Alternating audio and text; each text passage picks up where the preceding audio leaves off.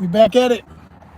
It's Joseph R. Wheeler III, artist, founder, and president of the ONYXCON Foundation, broadcasting live from that Metro ATL areas, plural, because you never know where I'm going to be. I could be anywhere in the Metro. Today I'm off one order. Y'all know I do the courier thing on the side. I still call it the side because the main gig is this right now. Me, you, ONYXCON. 24/7, 365, every day. Every day I'm hustling. Every day I'm hustling. Every day. For real though. You ain't know? Hell yeah. Please believe it. And oh man, I should have went the other way. I'm about to just put myself in some traffic. What the heck did I just do?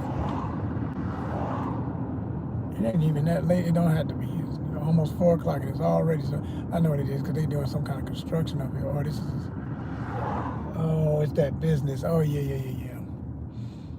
Man, why did I go this way? I didn't need to go this way.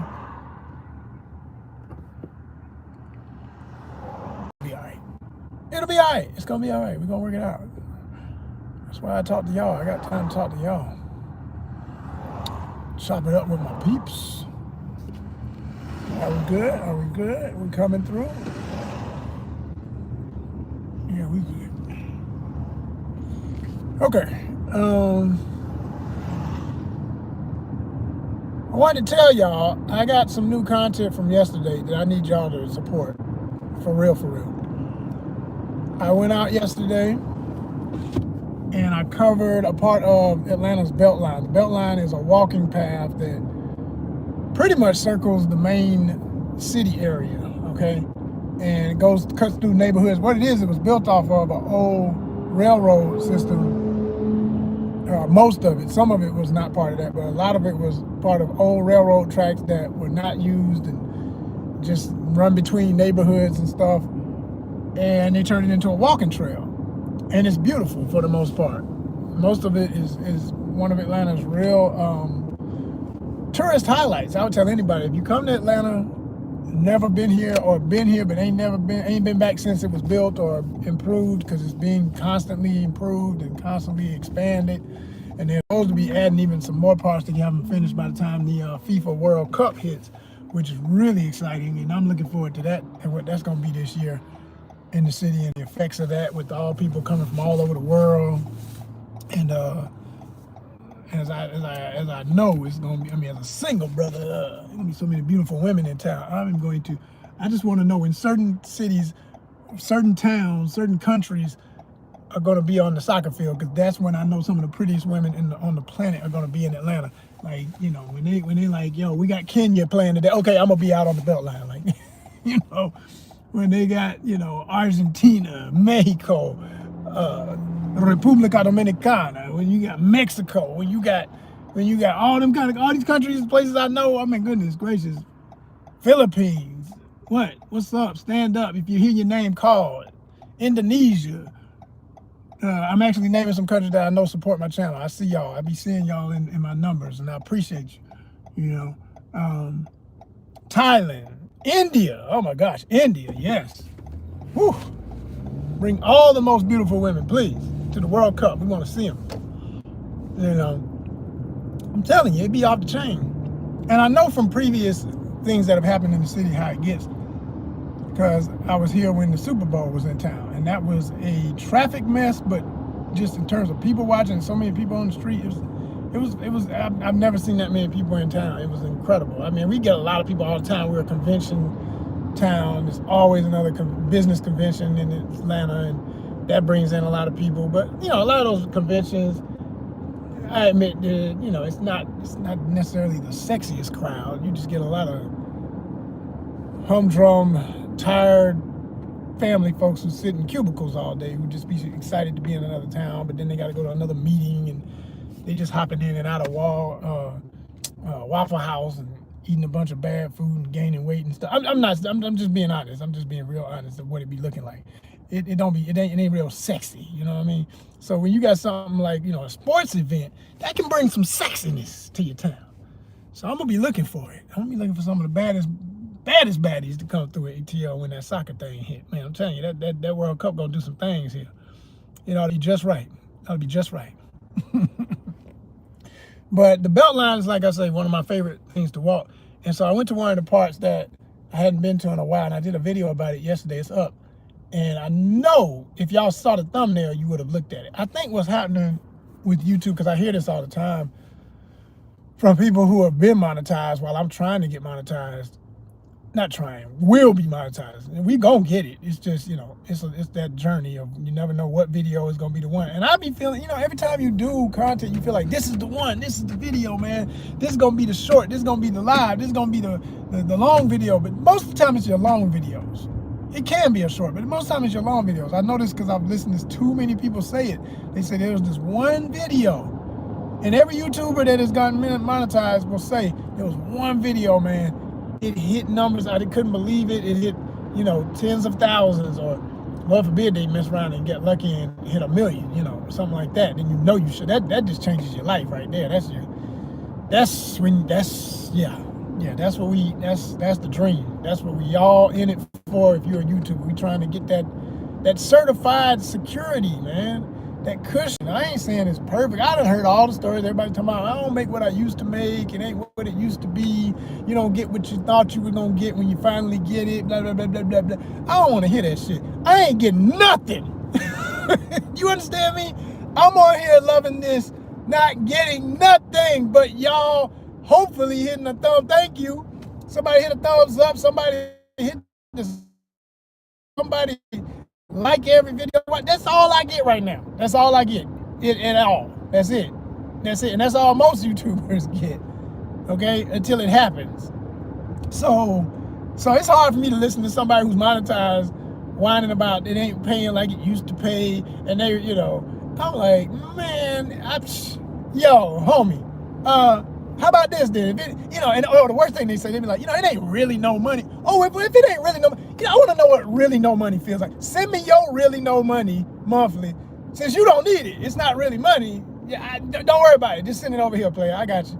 I'll show you what we do with really no money. You know what I'm saying? This is why I don't like these phrases that people say when they get cocky and start talking like when they talk about style. And I done told y'all before, I don't like the little goofy phrase. And I said goofy. That's one of my words, so I'm gonna stress it. Goofy ass word for these people. Oh my gosh. That would be like on the little, fit check videos, and they be like, so what you got on? Who you wearing? They be like, oh, you know what I'm saying? Something light, little something, nothing big, something light. Why is everything little to you? It ain't that little. Everything heavy. That's my phrase. If you start saying it, remember where you got it. Remember where you got it, people. Especially my young folk, but I know y'all love to take shit and not give credit. My older folk know better because we done been through the fire, so we know. Give credit, man. It don't hurt you to tell. Hey, man, I heard this brother, his name is Joseph Wheeler III. He had this channel on ONYXCON, man. He did this. It was dope, bruh. Check his channel out. He got some really cool. His content is fire, bruh. Check that brother out. That's what does that hurt you to do that? That's how you found out the phrase, and then start saying it. Say nothing light, everything heavy. Because that's the truth of it, man. It takes time, it takes money, it takes resources, it takes stress, it takes relationships, it takes built relationships, fallen relationships, building new relationships, travel plans, itineraries, broken plans for other people's ups, okay? Mess up your plans with they BS, government cyber hacks. I'm speaking from experience. If you know my channel, you know what I'm talking about. I was in República Dominicana. Shout out to DRD, specifically República Dominicana. Trying to get back home. My first trip ever. Been through all these ups and downs on that one trip. I always say that trip was a paradigm shift in my life because it was such an example of how life can be. Went from hell to heaven in one trip. Twice. Shit, twice. From hell to heaven in one trip. But heaven was so good, it made me remember how bad hell get. Keep going, because heaven's around the corner. That's how I had to feel after I got that. That's what that trip did to me. That's why I be here every day. That's why I don't care when y'all, I do care, but I show my frustration, but it's for the entertainment of my real ones. because I really do not care about people who don't care about what I'm doing. If you don't support, if you don't know enough, yeah. Here we go. Here we go. So, what I was saying, you know, really want y'all to watch that joint because I want it to blow up. It deserves to blow up. People need to know about this piece. The thing about the graffiti community is nothing lasts forever. It's not like the kind of murals that are completely protected and will always be there. And, you know, you come back to that city, they get, you know, like when you get a city mural contract for public art, you know, any type of public art, there's a county or city contract. And I'm speaking from experience. Never got one technically, but I've applied for them and I got friends who got them. You literally you're part of a registry. If your work is selected, once you submit it, once your concept is approved and it gets painted or it gets installed or whatever the process is for the type of art it is, it has a contract for life. As long as the program for the art is still available, that piece will stand the test of time. It will always get renovated. It will be renewed when need be. If it starts fading, it can be, you know, retouched, whether it's by you, the artist yourself, or somebody else. Or, you know, you move on, you're not in town no more, or you can't do it anymore, whatever. They will hire another team to mock your strokes of paint or whatever. They will keep it in tune, or they will, you know, coat it with something to keep it from. So that don't happen with a lot of graffiti art. Like you get these beautiful murals. Some of them, I know some in Atlanta, man, they've stood, man, maybe 10 years, you know. They're old, some of them are peeling. You know, they were done with paint that maybe they were on top of other paint that wasn't as quality as the paint that's on the top. So I've seen paint get so heavy on a wall, it starts peeling like skin, and you end up with these like literally loaves of paint just like falling off the wall. It's crazy. So, you know, all of that can happen. So my point is, if you want to see this, this is something you want to see in the next month or this month or whatever. It's if you come into Atlanta, this is one you don't miss when you're in town. I'm so serious. If you love murals, if you love public art, urban art, if you love fantasy art, you don't miss this. This is something you have to see. Like, I'm tempted. This thing made me, just speaking about it again, I've been thinking about it all day since I saw it yesterday. And I said, man, I used to want to do these tours. And I think I'm going to start going back to promoting it, whether I get any bites or not. You know, everything is a good idea and remains a good idea. And it's worth trying until you find your audience. It's just like every time I go live, I find my audience. I'll have 100 people looking at me. Most of them don't say nothing. Most of them don't put a thumbs up, nothing, but there'll be 2 or 3 people every time I go live that subscribe. That's my tribe. That's my people. That's who I'm looking for. That's why I do it. I'll take my 2 or 3 out of 100 or whatever that are the realest people I could find on earth at that particular moment in the day. Because if I get enough of y'all, some of y'all might be travelers, some of y'all might be in Atlanta, might be thinking about coming to Atlanta or something like that. And what I want to offer is, there's 2 things I tried to do before and it didn't ever pan out, but like, y'all know I love fishing, right? I was going to offer fishing classes or even just trips for people who already fish, similar to a charter, but you have to have a license to be a real charter. So I'm not trying to say I'm a real charter or nothing like that. It's really just, you're going to travel, you want to meet up while you're here, you give a donation. As simple as that. You give a donation to ONYXCON, you're the sponsor of that content. We're going to, of course, do a video while we're out. And I'm going to take you to one of my special spots and we're going to do some fishing. And you get the memories and all the good times, and I'll have some of the equipment. Hell, if you ain't got rods and reels, I got rods and reels. You know, of course, all of this had to be vetted. I mean, I'm not just taking any old body out to my favorite spots. No, you got to be somebody I already have talked to. So it's a process. It take it, you know, with that one, it take at least about a month of getting to know the person. So you better start that now. If you're hearing this and you're thinking, ooh, I'd love to do that. Okay, holla. We need to start talking now.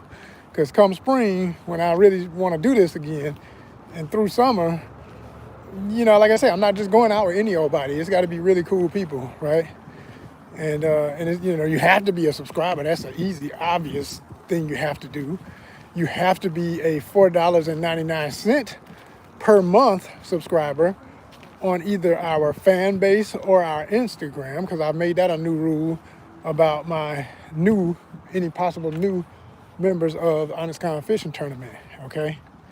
And then there's another thing I thought about doing, tours in Atlanta for murals and stuff and other public art, and just sights and sounds and places in the metro that I'm aware of that most people don't even know exist. And when they come to Atlanta and they show the same stuff in their videos, they go to the same, I mean, most people when they show, if you think about it, most videos about Atlanta in the metro area, all they're gonna show you is a bunch of people eating at restaurants with overpriced, extra rich, super salty, creamy, overly seasoned food. I'm not gonna say that there's nothing wrong with having your food seasoned. Hell no, I season my food quite well. But I'm saying people have different diets. Some of these people have not, obviously, people who do those kind of reviews and that kind of content, these are the kind of people who they either have health issues and they just don't care. They making enough money off YouTube and everything else they got going, and they just hop in and out of the hospital and then back in front of the camera when they heal up, or they haven't had the problems yet. Because I be looking at some of this stuff these folks be eating like, wait a minute, you going to get some what? Some, you know, they'll be eating something with like 3, 4, 5 times the normal amount of sugar that you're supposed to consume in a day on one donut with some bacon bits on it and extra syrup on the side or something crazy. Like, it be like, are you fucking kidding me? Like, what? Some of y'all licking your lips as soon as I said that. Like, ooh, where they got that? I want it.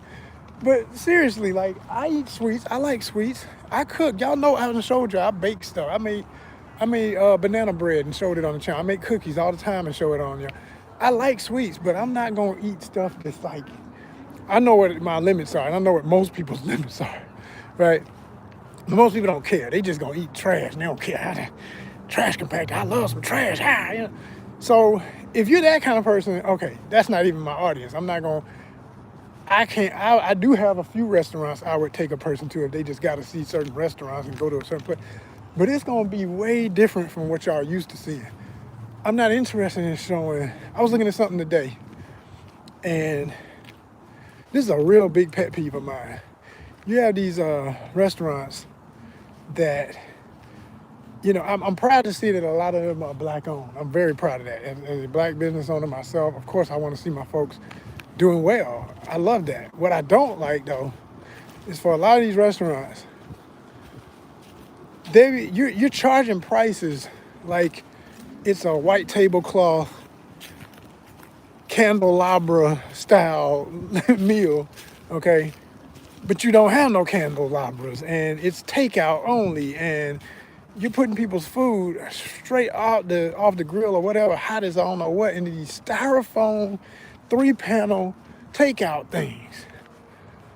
Which, if you know, those that are plastic like that, you put hot anything in them, you're now eating the plastic too, because the chemicals, they get hot and that oozes into your food.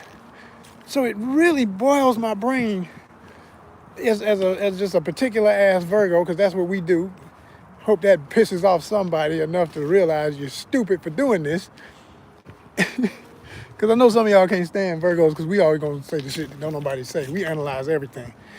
And that's your problem. You need more Virgos in your life, because you don't analyze nothing. Like, you do need to consider this stuff. It's not healthy, man. It's not good. And all you're doing is cruising for the first time you're gonna get sued or something. Like, I'll be looking at this food, I'm like, man, ain't no way I would pay them prices, because they'll say the price in the video and everything. I mean, like, wait a minute, hold on. So, I mean, they give you a lot of food. They'll stuff it most of the time. There'll be stuff that'll have a whole bunch of, you know, lobster, macaroni and cheese. That's a real popular one. People love to say they got that, or lamb chops, or, you know, every wing on the planet, because Atlanta's known for wings. So you got all the lemon pepper wings and hot wings and all that. That's expected when it comes to most of these restaurants, right? And then, like I say, they'll stuff it because they know they're competing for how much food you gave folks. But if your chicken more than likely ain't organic, nothing about it organic, but you still gonna have a price on it like it's organic, you stuffing it, okay, it's a lot of food. It's coming out hot. Some of the stuff look good. I ain't gonna front. Some of these folks can cook. They really got some really like good looking food. But I know from experience that some of these places, they got stuff that looks good. When you eat it, you're like, hold on.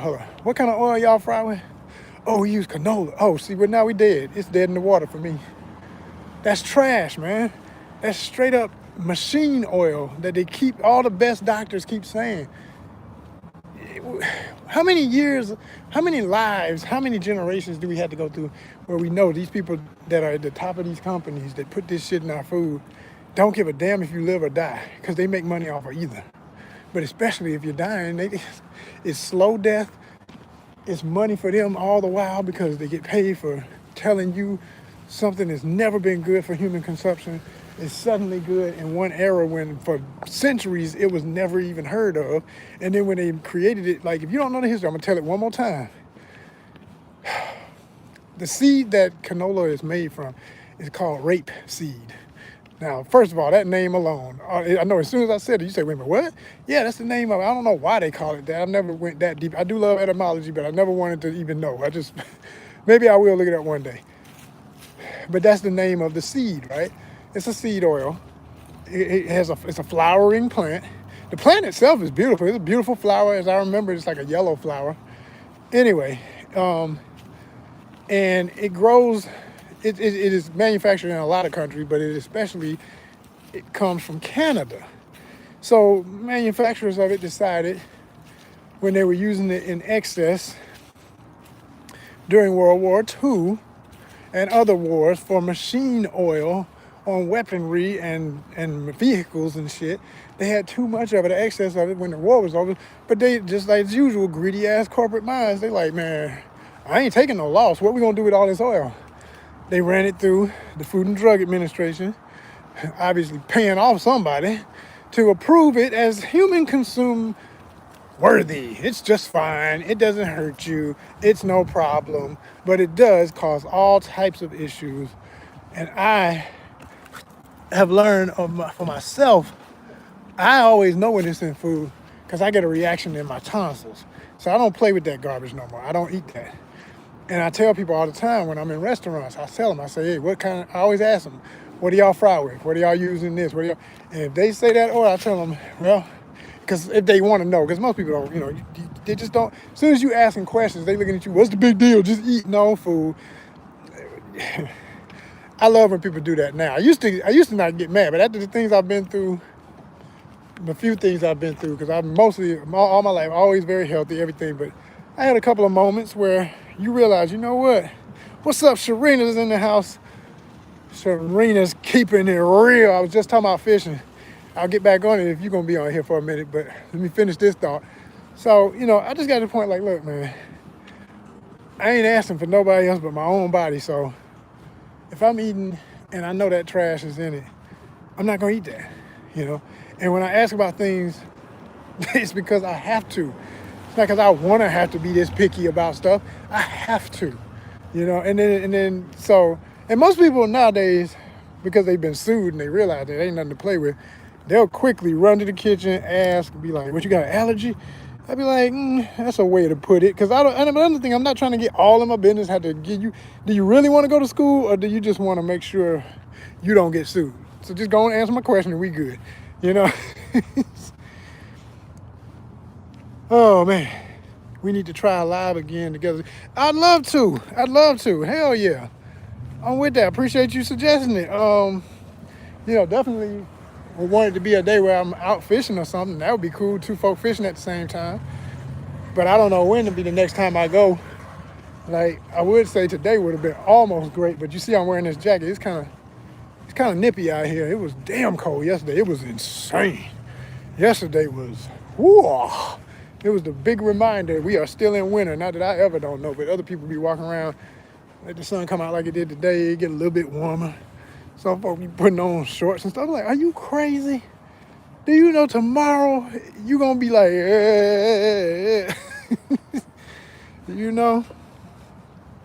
But yeah, I'd love to go live with you sometime.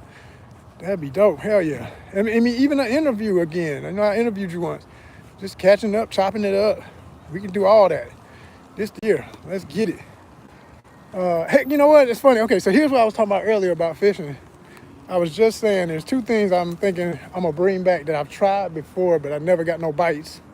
You know, everything in life is like fishing, it's metaphors. Like, I wasn't getting no bites. I was like, damn man, what y'all want? Don't y'all know this is a great idea? But you just had to keep throwing, keep casting, right? Keep casting. She said, right, it's cold out here. Oh, I know you in the real cold. You where it's supposed to always be cold. Here it's weird. We get that global warming for real. She said, but we will get something worked out, even if it's just a cut on panel. Even if it's just a cut on panel. Like, oh, you mean like, yeah, just talking like I said. Yeah, exactly, for sure. Most there. Absolutely. So, I was saying, years ago, I offered something where I said, look, anybody want to learn how to fish or anybody who already knows how to fish, you see what I do, you know I'm the real deal. I am a professional. I know what I'm doing. If you want to go out, send a donation to ONYXCON. If you're in town, in Atlanta, or will be, we can plan it out.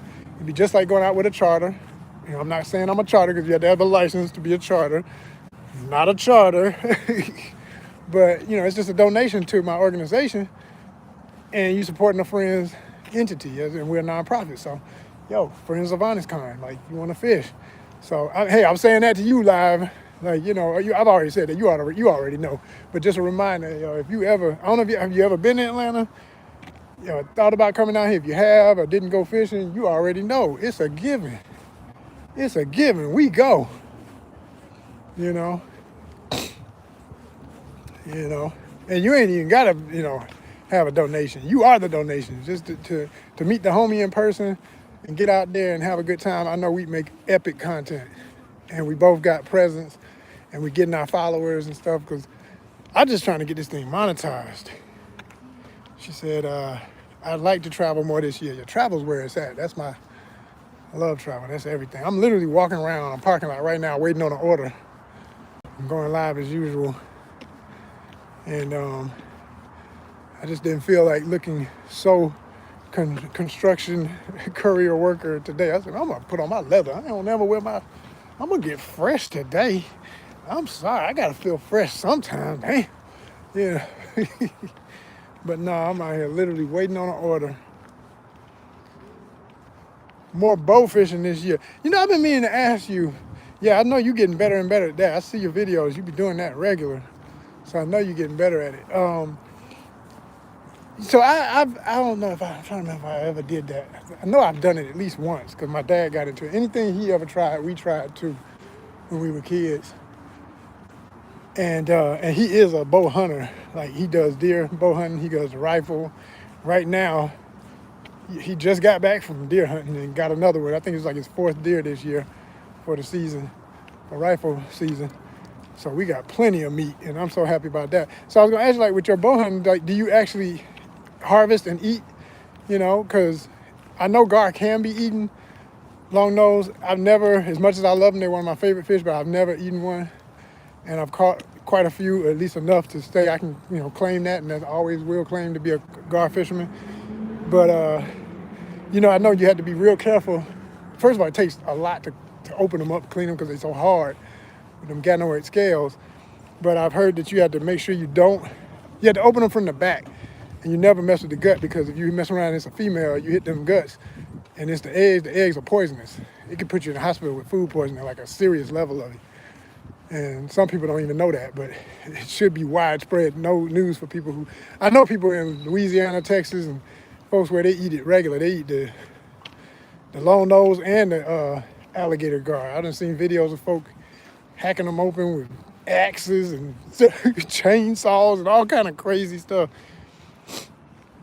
Yeah. It's the eggs. The eggs are the poisonous part. So only the females, of course, but you can't mess. So just, who knows what you're looking at. I do have a theory about when I know I'm dealing with a female gar, because most of the females are the biggest. So, but then, hell, you could get a really big male, and then that just lets you know how much bigger the females in that area get. So you never know. And then the other thing, I think my theory, I have nothing scientific about it, because they can have variations on color from the type of water they're in, like most fish.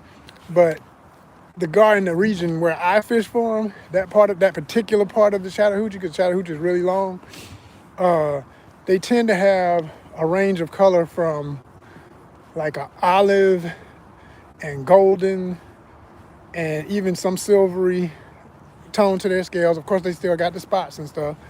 But the females had these like pinkish, reddish tones in the tail fins and in the other fins, especially the tail fin. And they, like I said, they're always the biggest.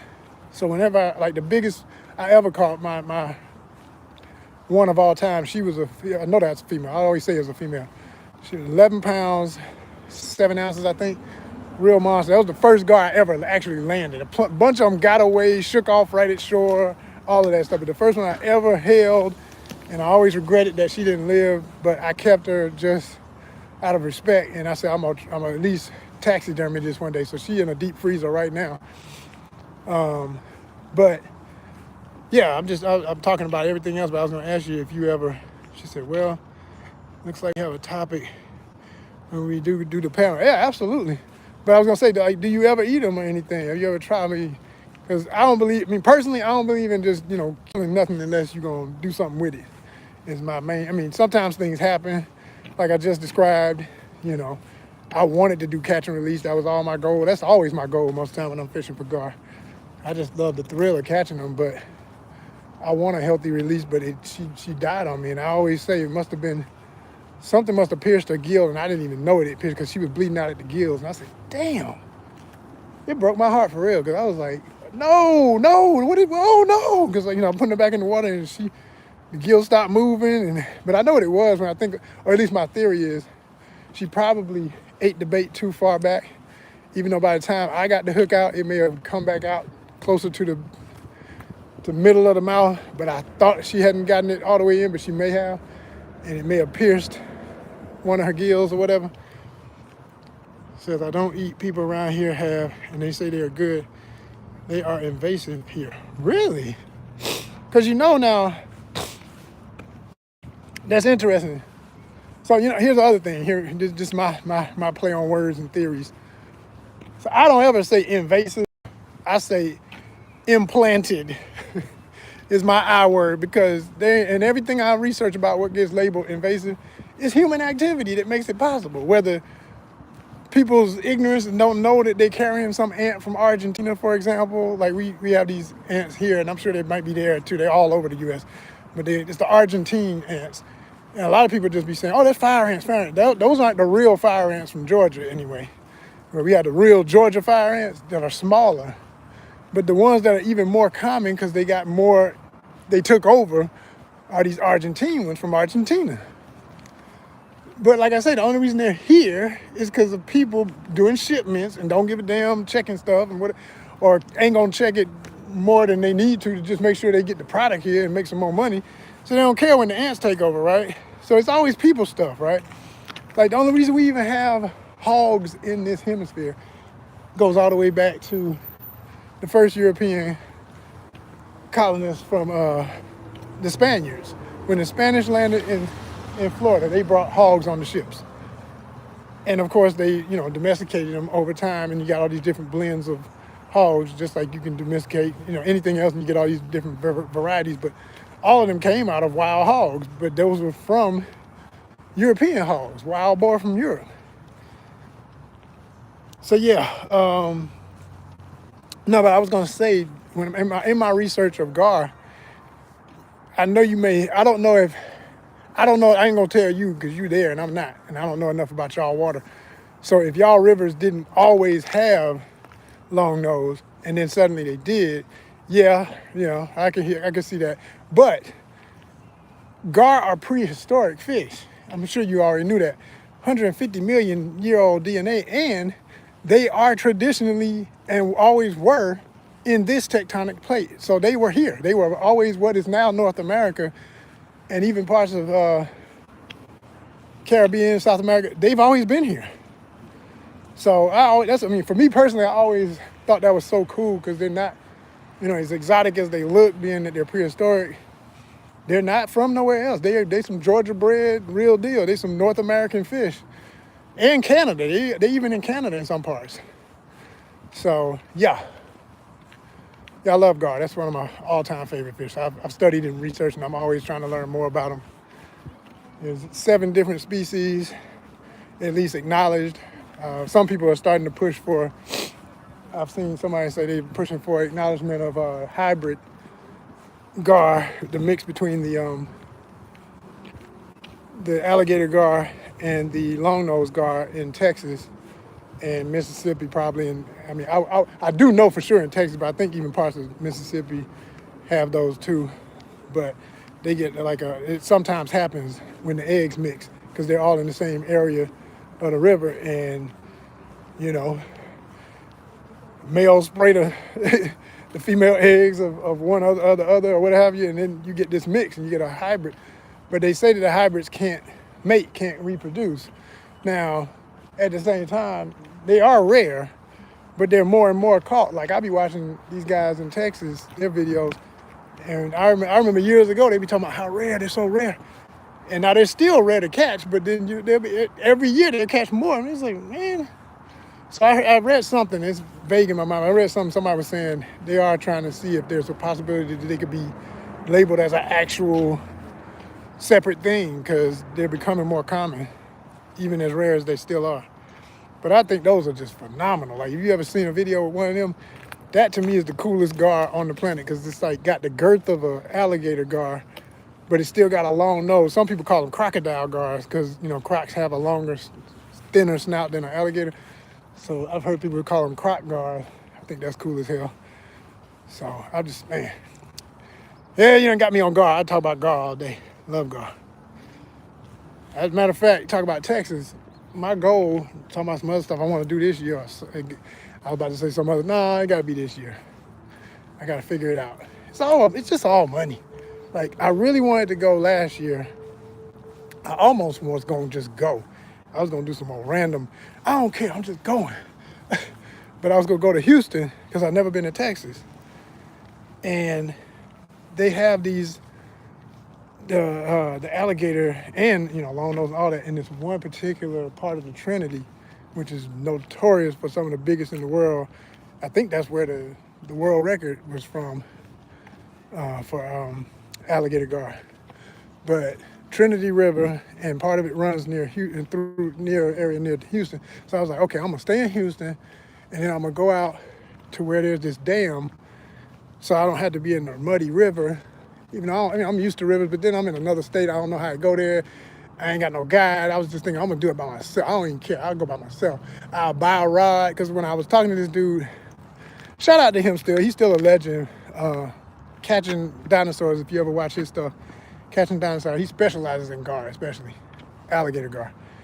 And I mean, to me, he's one of the best YouTubers who you could tell genuinely loves the fish, not just, ooh, look, another big one. And it's just all about size and trying to act macho and be doing stupid stuff around these fish that can chop your damn finger off if they get the right bite on you, you know. He just, you know, he can really, you can tell this dude really loves the fish. So I dig that about him. And he even is part of the programs they have where they put the tracking device under the scale so they can monitor their habits and do more research on them to keep eye on the population and blah, blah, blah, blah. Because in some areas, it's sad. I mean, really sad. People's ignorance about the fish, you know, I don't like the way they look. People think they you know, anything they don't like how it look or calling something a trash fish. I don't call no fish a trash fish, even if I don't eat it. It's like, that's your opinion. There's no such thing as a trash. I know a lot of trash ass people. I don't know no trash fish. I just know fish that I would rather catch. That's all. That's it. As simple as that. So he's a real deal. But he now does, or he's been for years now doing tours. He'll do charters. But when I asked him about the price, I was like, damn. And I ain't trying to, you know, I ain't trying to talk about nobody all that and dog the brother, because I mean we had a good little chat about it. I just told him, I said, bro, I'm a YouTuber like you, man. I'm not monetized. Like, you've been monetized for a minute. He said, yeah, I understand. He's like, but I'm not making the money I used to make off of this. I said, yeah, I hear that all the time, but from people who already monetized, I don't get zero. I get zero, baby. I get zero. You know what I'm saying? You up in here killing it still. I don't give a damn if you get enough for gas money every month. I get zero. But I'm still dedicated, because I got to make something out of this. It's a mission. So I laugh when people say, oh, it ain't what to use. I don't want to hear that. Don't tell that to somebody who ain't monetized. Don't do that. Don't do that.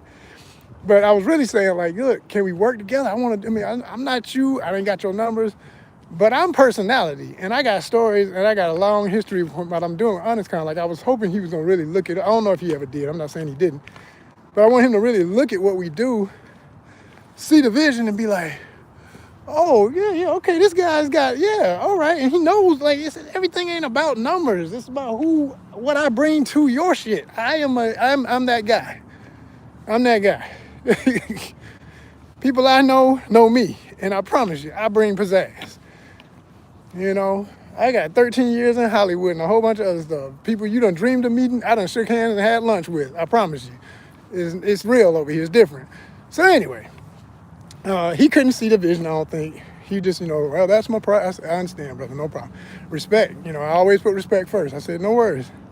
But when I tell you his prices were saltwater prices, I just have a feel. It's not that I look down on river fishing, because I love it all. I don't care where I'm at. I love it. But I'll be honest. If I lived near the ocean, I'd be on the ocean every day, because I love the beach, and I prefer the ocean because you gonna always catch something in the ocean.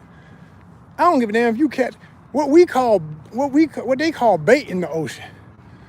Is somebody's, man, I had a good day. I caught me an 8-pound bass. Oh, that's nice. How cute, little 8-pound bass. Man, we catching tuna with that in the Dominican Republic. Like, seriously, I will never forget catching a bonita, the first tuna of my life. That was at least 1.5, 2 pounds, maybe 3. I don't even know, somewhere within there, right?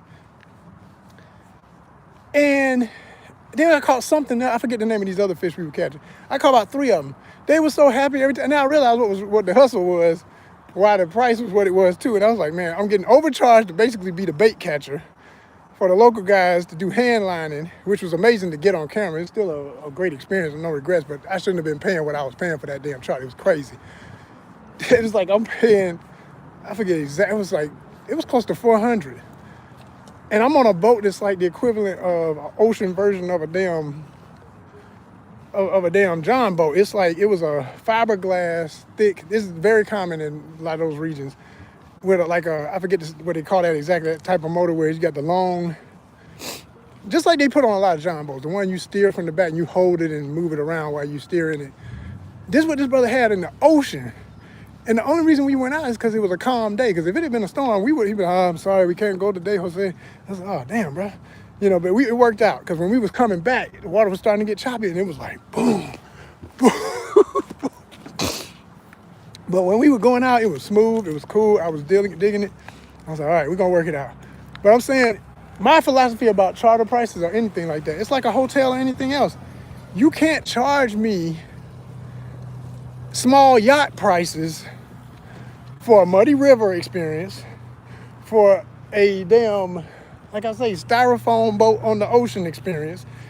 It's a small yacht experience. When I say small yacht, I mean the smallest of a yachts. Like, somebody called a yacht, you're like, dude, this ain't even a yacht. Like, yeah, but that's where that price ought to start. For a few hours. Oh, we're gonna go out for 3 hours. No, okay, I need more than that, because I know how you're gonna do. You're gonna have me way out. We ain't gonna fish but an hour, and then you be talking about, let's come back. No. But bro was like basically like $700, $800, I think it was, for a 6-hour trip. I'm like, no, that's I can't fit my ride. I can't fit my mind for just me. Yeah, if I got a friend with me, but that's the other problem. I told you, it's just me.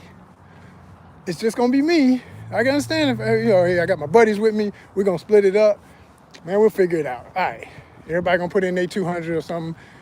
We'll figure it out, right?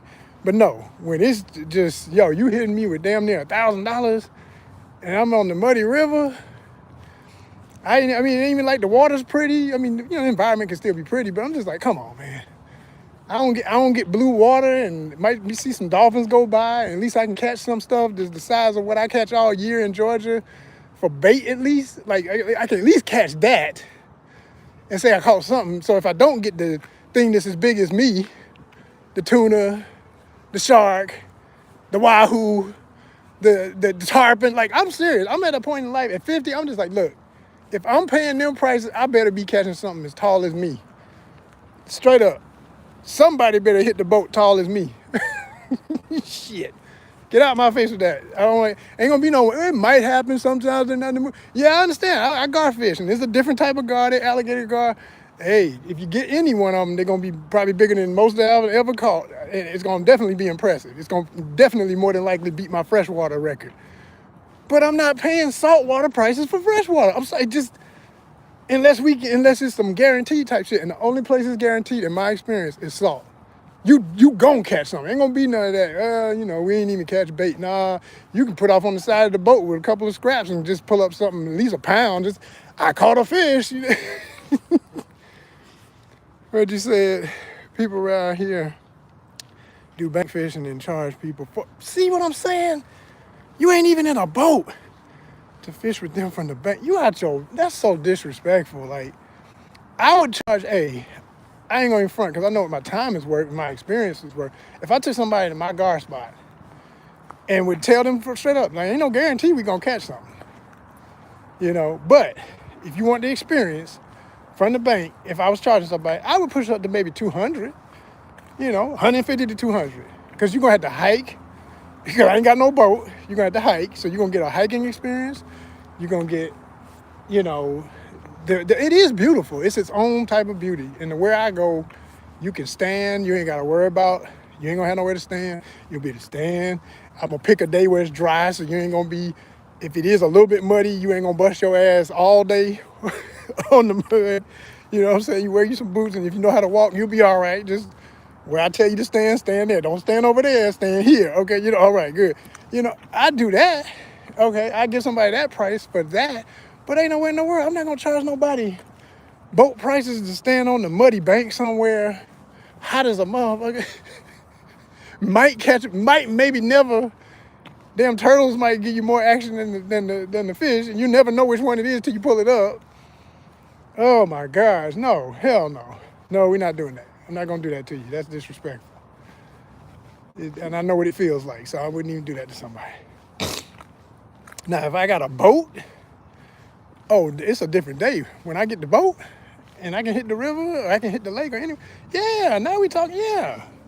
Yeah, suggested donation to ONYXCON. Now we talking 400 and stuff. Now I can do that, and it's going to be worth it because whether we catch or not, you're going to get a different experience from a boat. That's a fact. But, no, these people out here, they do too much. They really do. They be taking advantage of folk, and I don't like that. I think the other part is, I think there's too many, in my experience with charters, and I've had, a few now all over the world. I fished in Malaysia. I fished in Dominican Republic. I fished in Mexico. All the 3 places I've had a passport stamp, I went fishing. And of all 3 of them, my absolute best, and I really felt like I paid that man. I gave him a tip because it was such a great day. I added money to the money. It was like $3.25 or something. I think I gave him $3.50 because we had a good time. His energy was right. Not to say the other brothers weren't, because the brothers in the Dominican Republic, they were really cool. Energy was always good, nothing like that. Even the guy in Malaysia was nice, but so let me give you my examples of why each one was different. So Malaysia was the first ever international situation for me, which was, it was I could get into a lot of other stuff about that trip, but I'm gonna stay focused on the one main point. Is that still you, Sharina? I see my one looking. I just want to make sure it's still you. But so we out there in Lake Puchong, as I remember the name. I know the area is Puchong, and this is a man-made reservoir. Okay, word. Because sometimes it's weird. Like I'll be walking. Like right now it says 0. Like nobody's looking, but I know you're still looking because it does that. It's weird. And then in a minute it'll say 1 again, like the signal or something. I don't know what that is. Anyway. We fishing out there. Now, you talk about implant species. They are known to have everything from arapaima, from the largest freshwater fish in the world, from Brazil. They've put them in there. They've put peacock bass. Okay, so they got peacock bass. They got, which are not supposed to be there, like I say, implanted. And then they also implanted arapaima, biggest freshwater fish in the world. Now, of course, I'm thinking, man, hey, I hate all this, what y'all doing in y'all water and messing up with all these fish ain't even supposed to be there, but I'd love to catch either one of these, right? And I've never caught either one of these. Of course, this is amazing, right? If I can get this, and I'm just anywhere in the world, if I could get this experience, like I even be thinking I need to go to Miami still, because I see that their peacocks, every time I see somebody catching them now, they're getting bigger. They starting to look like the ones from home, from Brazil. I'm like, well, damn, I still need to go to Brazil, but it's gonna be where you could go to Florida and catch one as big as Brazil. I'm like, what is going on? I done seen 12-pound peacocks, and that's, you know, that's Brazil size, 13, 14, all that kind of, you know, 10 minimum for the beast. So anyway, we got out there. Dude had, first of all, the boat was so small. I'm like right at 6'2". So I'm annoyed already because I'm like, it's three people. It was my lady friend who was with me at the time. It's him. Both of them are short and not that much weight into, you know, in the sense of everybody on the boat. Like if I'm 180 something, they like 160 and 170 something. But still, this little boat, I mean, when I say little, I'm saying half the size of the average bass boat. Like small, like a very small John boat. And we out here on this thing where you got Asian monitor lizards crossing the water, which are cool as hell to see when they do their thing. They swim, boy, they be swimming. You got all kind of other local natural stuff that can be out there. The first thing I noticed when we got there, where we launched the boat from, and all this is in a video. You can watch this. You know, my adventures on video. Telling anybody who's new to the channel want to see this, just look at my playlist under ONYXCON Outdoors Worldwide. You're gonna see a lot of videos that go all the way, or just, you know what, just say ONYXCON Malaysia. And that's all anytime you put in ONYXCON and whatever the topic is, it's gonna come up because our name is so unique. So ONYXCON Malaysia will bring it all up. You'll see about 3 or 4 videos, but one of them is about fishing. And so we got out there. Dude had the bait. I never get the bait was in this little, you know, you go to a pet store and they give you that little bag with some goldfish with the water with a little bit of air at the top. The bag's like this big, palm size, with some little teeny little, they look like little goldfish, little things. And I'm looking at that like, that's the bait. So, you know, I'm not from here. I'm not trying to judge. These things are smaller than crappie minnows. These things are this damn tiny, right? I'm like, what kind of hook we gonna put in there? I thought that y'all got, you know, oh my gosh. I'm thinking about what could be out here, because all I'm thinking is Tomon. Tomon is the biggest of all the snakehead, and they're known for that whole region of Southeast Asia. Malaysia, Thailand, all these other places I still gotta fish, right? But this part of Malaysia, they got Tomon. So I'm like, I wanna catch a Tomon. He's like, oh yeah, we'll see. We'll see. We're gonna get one, Joseph. We put on the bait. I can't remember which one I caught first. I think it was a baby peacock. I was happy because the first time in my life I done caught a peacock bass. I'm holding it up. You see in the video, damn thing, just a little bit longer than my hand, and I don't have the biggest hands, okay? This thing is like half a quarter pound, you know what I'm saying? A little bigger than a decent sized brim, but it's cute. I'm like, wow, look at that. My first peacock, great. Toss him back. And that was funny because I said, do we keep him or throw him back? Throw him back. Right, got you, no worries. Not that I wanted to keep him, I just wondered. I don't know if y'all, you know, I don't know if it's a delicacy. I don't know if because they were implanted, people trying to get them out of here. They're like, no, that's the money. We know people come here trying to throw him back. Let's get him bigger. All right, cool. So then I hook up with another thing. This thing is fighting. It reminds me of the fight you get from a small catfish. It don't matter what size of catfish, they're going to give you a fight, boy. Catfish, just go for it. And I get this baby Tomon. First time ever, snakehead, Tomon. I'm holding him. I look at that. You see the teeth, you're like, yeah, buddy, they real. Beautiful fish, beautiful. It don't matter what size. This one was almost, I think he was almost 12 inches. I'm like, look at that, little baby Tomon. I caught a Tomon. So I'm just hyped to know that they're there. I'm just thinking that they can't get better. So then I hooked into a peacock bass that was obviously a sizable one. He wasn't no, if I had to guess, he was about maybe 2 or 3 pounds. He was decent. It would have been great to hold him. Got him right up to the boat. Homeboy went under the boat and snapped the line. Now, what kind of line we dealing with? I knew as soon as the man handed me the rods for the day, I said, see, here we go with that bull. You out here with all these possible monsters, and you don't have braided line. I think it was mono. It wouldn't have mattered if it was mono or fluorocarbon. People talk all that, oh, you know, it stretches, fluorocarbon. Yeah, I don't want to hear all that. Let me tell you something about my rule. I don't roll, if I can help it, I don't roll no less than 20 at the minimum, but 30 start braided line. Why? Because if it gets snagged, if it catches the edge of the boat, if it goes under a rock, the fish gonna break you off. I don't care nothing about no stretch, nothing. They gonna break you off. Damn about that, y'all. Like I told y'all, I'm waiting on orders, and I almost had one, but it's like playing prices. You gotta slap the buzzer. Damn order went away before I could get it. I'm not tired of this mess, I swear. But then as soon as I say that, if I gotta do the other thing I do,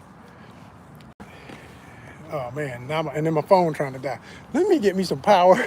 Shit. This is a trip today. I guess today was just meant to be chill, even though I don't want it to be. I really did want to work at the same time. Oh my gosh, wow. Gotta get some charge on my phone. My phone trying to down me, y'all. This is crazy. But finish my story. That one bite that almost landed that still small, but you know, sizable enough to give a good fight peacock, ran me up under the boat, popped the line. After that, I realized, I said, man, hey, do you have any bigger rods? Because if I get a tomahawk and it's sizable, is it going to hang? He said, oh, you know, I have a bigger rod I didn't bring today. I'm looking at him like, so what did I pay for? Because this is what you said you were ready for on FishBooker. You know, I went through FishBooker like most of us do, because they got the largest one of the largest databases in the world for anglers to get a charter anywhere you can be. I'm like, man, I don't like this, man. People hustle you, you know? They know they're not ready, but they still saying they in business. They know they're not really ready for real anglers to show up. They looking for the casual. And the honest truth is, most people who, even though it purports itself to be only for the serious angler, there are us on there, but most people ain't. Most people are just the hobbyist who, you know, I think I go fishing while I'm there, and you know, I used to go fishing and I want to try it again. That's all fine and good, but I am telling you I'm a pro and I need professional equipment when I get there. Since I'm not bringing my own, which I'm learning, I might have to start doing that too, and it becomes the other part of the game, is even though you don't spend all this money, book your own, you need to, hey, pay that fee to have your tube with your poles in it, and have that bag that's got your reel in it, and you have to literally in the hotel mount up all your stuff the day of, and it's gonna be like that. I see as I get older. It's like that's what you're gonna have to do. And I used to see these videos with guys doing that. I'm like, man, that's a lot to have to do that and check that bag in and worry about your stuff getting lost or somebody steal your poles. Guess what? That's what it is. If you really gonna do it on the inner. Excuse me, y'all. You know, you're getting that warm temperature after you've been in the cold. Make my nose run immediately. You know, that's when it's gonna be like that. You're gonna have to do it because these people they're just hustlers. A lot of them be hustling, trying to get by, and they're not expecting you. They be looking at this guy in Malaysia. I'll never forget. It was just his whole energy was just like, I can't believe you even came, and that you know you thought I was just gonna book a trip and not show up, or I guess they used to a lot of little rich Americans and rich Europeans to just do whatever. And oh, the wife didn't feel like coming, so we didn't go. And my buddy, you know, he got drunk the other night, so we're just gonna sit this one out or whatever. Yeah, don't worry about it, man. Hey, consider it charity. You know, hundreds of dollars for a trip because I know I can't get my money back, no refunds because I waited too long to say I can't go. No, motherfucker, I'm here. I'm here to fish, damn it. I'm here to fish, and this is a lifetime experience, chance of a lifetime experience. Ain't nothing play about it. We for real up in here. This ain't no game. This ain't no damn game. I expect the best. I want the best equipment. I want shit working. So, you know, there lies my next story and my only pet peeve in Mexico. Only pet peeve, because that brother was awesome, man. I really enjoyed my captain down there. Most of all his equipment worked really well, and I was catching fish. Yeah, you know.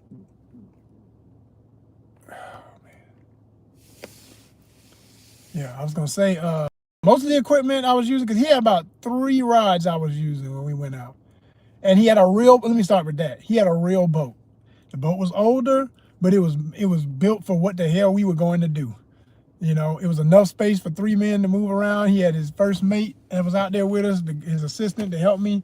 Big brother, I can't remember his name. All this is on video. All of I know my captain was Captain Alfonso. Alfonso was the truth, man. Shout out Alfonso, man. That's my brother right there, man. He looked out, man. We had a good conversation. You could tell he'd been doing this for so long. He told me he's fishing all his life, and he been doing the charter thing for decades. So, he knew all kind of customers. And I think the other thing that I impressed him, once he realized this brother really is a real fisherman, he really loves this. He's not, he respects me as a Mexican man. I'm not here on no BS about no, I'm better than you because I'm American bullshit. I ain't about none of that, brother. We are brothers. And if you can see that, we're going to be just fine. And that's how the energy was. We was good the whole time. I never felt disrespected. I never felt uneasy. Like, well, what's up with these guys? Were they trying to get me or shice me? We were brothers, and it was good energy the whole time. Like I said, my only pet peeve, because everybody gets a point deduction for the things that get on my nerves. I hate when you go out with folk who don't respect having, I reel with my right hand and hold the pole with my left, even though I'm right-handed. Some people are right-handed, they hold it with their right and they reel with their left. That ain't me. To me, that's left-handed, and I don't do that. So I need my right on the right. And he switched everything. I was so happy. I was like, man, this brother really did it right. But the one thing was that when I finally got my biggest fish of the day, I caught a bunch of barracuda. I caught 2 mahi-mahi. One smaller one, which was my first ever. I couldn't believe it. I said, wow, look at this beautiful fish. They're so beautiful. Two really nice sized barracuda. One of them the biggest that I kept. That thing was amazing. Actually maybe 3 barracuda. I can't remember. I know it was 2. It may have been 3. But I know I kept one. And I tossed back one that was, one we weren't gonna keep. And I'll never forget, I was so amped. Once I got the way you supposed to hold them, and this is all on video, I kissed the top of his head and threw it back. Right then I knew I had all respect, because that is the monster everybody knows. Don't mess with him. And I even know that. But the only reason I did that little crazy move is I knew I'm not about to lose my lips, because I was holding it a certain way and it was like, no, on top of your head, crazy ass, get out of here. Threw him back in the ocean. And he was like a spear going in, just took straight off swimming. Man, they strong as hell. I mean, I can still remember how when it jerked, because they'll be still and it just, oh man, the power those fish have. And it pinched, like the way I had to put my hand underneath the gill plate, not touching the gills. Here's all these hard parts inside there. Oh my gosh, it flinched and it pinched the hell out of my finger. I thought, oh Lord, don't let it go. You're going to get bit. So I didn't let go, but when I tell you that hurt, it felt like my finger was in a vice grip. I said, holy shit, this fish is strong as hell. And this is like a, 12 pound, I think the one we kept was at least 15. Something like that, had to be, at least, right? So, yeah, we talking about some real monsters in the ocean, man. They the deal. But when I caught that mahi-mahi that I know was about 12 pounds, that took forever to pull up because it was foul hooked. It was on the side of his face. So it was, the way their body is shaped, it felt like pulling 2 5-pound dumbbells through the ocean waves. It was crazy. And the rod I was fighting him on, that particular one was one of his oldest rods, and it had all this, the salt water starts to eat away at the gears and stuff when they sit out in the weather, and I was like, oh, damn it. As soon as I was cranking on it, was like, I was like, oh, you gotta be kidding me. Wore me out. Back hurting, arms hurting. No regrets, because I pulled it in, but I just learned from there. I was like, look, man, this is the stuff that you're really paying for. Like, when you hand me that rod, please, your equipment, I don't care how old it is. I just want it to be smooth, because that should be the least of my fight. The fight is a fight already. Like, what if that had been a tarpon or a shark or something? Because he told me that they have mako. I said, y'all got mako out here? He said, yes. I said, we have the mako. He said, next time you come, I take you, we go get the Mako. They crazy local. I said, I bet. Shit. So that's my dude, man. But Alfonso, man, shout out to him, man. It's still, you know, as you can hear it in my voice, I will never forget those experiences. It's love for life. But I'm real particular about your equipment, your boat, your energy. These are what people are paying for on a charter. No one's paying for, oh, I'm here, so that ought to be enough because I made it to this country. Man, look, we're spending money for every part of the experience. And unlike some rich-ass Americans and stuff that come down here and everything's trivial, I be working my ass off, like y'all see me, every day in the car trying to figure out how to just pay basic bills. So when I find enough to go on a vacation, man, every single activity, every moment, every person that I let into my journey, I want the best. I don't want no bullshit. None. Damn it. Fuck, like anybody would. We want the best. Everybody would want that. You know, these people come from these other countries. If they could come here, they would want to be treated right, and they deserve that. Everybody deserves that. Nobody deserves, you know, shitty equipment, bad attitudes, anything, you know. So I didn't have a bad experience. I'm not saying that. I want to say Mexico, honestly, was the best I've had so far. Out of all my charters, that was my best. Caught fish, great energy. Like I say, just an A- for that one rod situation. I would have been an A+ if not for that. That one thing really, you know, got on my nerves because I was like, damn. It really made me wish I could afford to buy that man a rod. I would have been like, brother, here's my tip. I'm getting you a rod, but when I come to town, give me a discount or just take me out because, you know, hey, I bought you some equipment, you know. Like, that's what I've learned. Like, you can do that too. Like, hear me out. I'm going to share this. I usually don't even share these deepest thoughts about this kind of stuff. But if it becomes a trend, just give me credit for being the one that inspired you to do it. Because I know this is a thing, right? There are people in places in this world, they would love to have new equipment. They can't afford it. They're going to use that rod and reel till it falls apart, right? Like, shit, the boat alone was probably this man's biggest investment of his life. And it's his bread and butter. That is his vehicle for, just like I'm in this car and I need my car to go do these deliveries. That's him taking people on charters every day. He's somewhere right now on some water or cleaning a fish or whatever. That's his life. So, you know, the equipment is constant. You got to constantly buy stuff. But like rods and reels, you just really want to keep them things working. As long as they work, you just keep using them, right? But still, it's like, I just wish more people like that, good people, had more access and more sponsorship and stuff. So my plan, one of them anyway, is through ONYXCON Fishing Tournament. If we can get sponsored for some rod and reel companies to sponsor us, I want to be able to take product all over the world and leave it for people like that. You know, as long as they shout out the company on camera from a video and shout out ONYXCON, we good. Like, that's going to advertise for them forever. Because I'm going to be like, go see Captain so-and-so in blah, blah, blah country, in this city, in that town. That, you cannot lose with that. You can't lose with that. Because what's just, you know, a few hundred at max, no more than, a few thousand at max if you got the absolute best equipment, right? Is what amount of money to a billionaire company, millionaires of companies and shit. Like, come on, y'all. Let's take it up in 26. Let's take it up from now on. There's somebody out there who understands what I'm saying right now. There are those companies. I know there's those people who, maybe it's people, one or two people who got enough power in a company because it ain't the company itself, but y'all can move some things around and help a nonprofit like mine to be able to do what I'm talking about, you know? Because, yeah, we all see the videos where, okay, we gave a bunch of rods and reels to a bunch of kids. Some of them are serious about fishing. Some of them might not be, whatever. We all know what happens when kids are not serious about something, man. That stuff end up in the garage, dusty, never used, whatever. That's one way of it for nonprofits. Why it always got to be that way? Why can't we do it where, like, yo, there's adults that could use this, and then they'll take a family who's got a kid fishing, and they'll use that equipment, all right? For the kid who, oh, that was fun. Now, what else we going to do? And then they don't even want to do it no more. And like I say, rod getting crusty in the garage versus there could be a person in Mexico who takes a family fishing and now he's got rods and reels for every age, kids all the way up to the adults, but these get reused every day, weekly. He's taking people out and they're using your product.